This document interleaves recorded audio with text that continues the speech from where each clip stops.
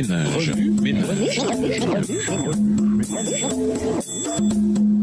Bienvenue dans votre émission Remue-ménage. Nous voilà au mercredi 23 mars, se préparer à la rédemption.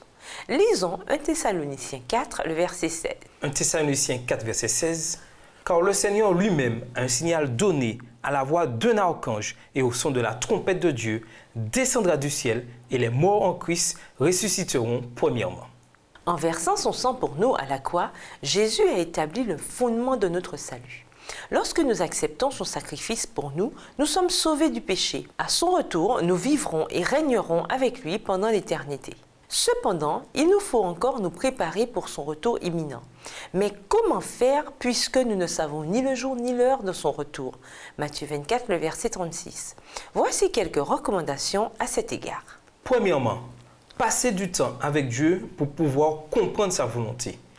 Il est toujours tentant de nous faire nos propres idées sur ce qui devrait se produire ou comment les choses devraient se dérouler avant le retour de Jésus.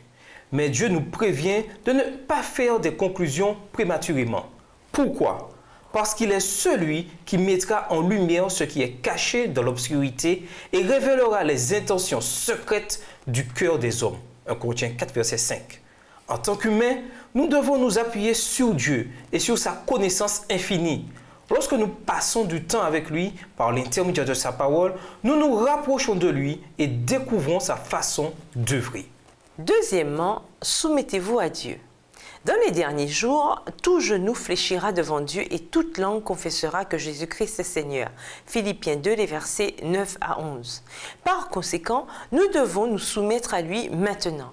En laissant Dieu nous modeler, nous bénéficierons, nous aussi, de fondations solides. Troisièmement, vivez librement de sa puissance. Dans sa seconde épître à Timothée, Paul dit combien il est urgent de rester centré sur Jésus-Christ. Et même s'il nous faut souffrir, la parole de Dieu n'est pas enchaînée. 2 Timothée 2, verset 9. Ceci nous dit qu'en Christ, nous sommes affranchis parce qu'il a payé notre dette. Ainsi, lorsque nous fixons les yeux sur lui, nous comprenons enfin que notre liberté existe dans sa puissance. Les premiers membres de l'Église primitive se saluaient souvent par le mot « Maranatha », ce qui signifie « Notre Seigneur est venu » ou « Viens Seigneur ». Ce mot, comme la parole de Dieu, la Bible, peut nous aider à ne pas perdre espoir quand tout va mal.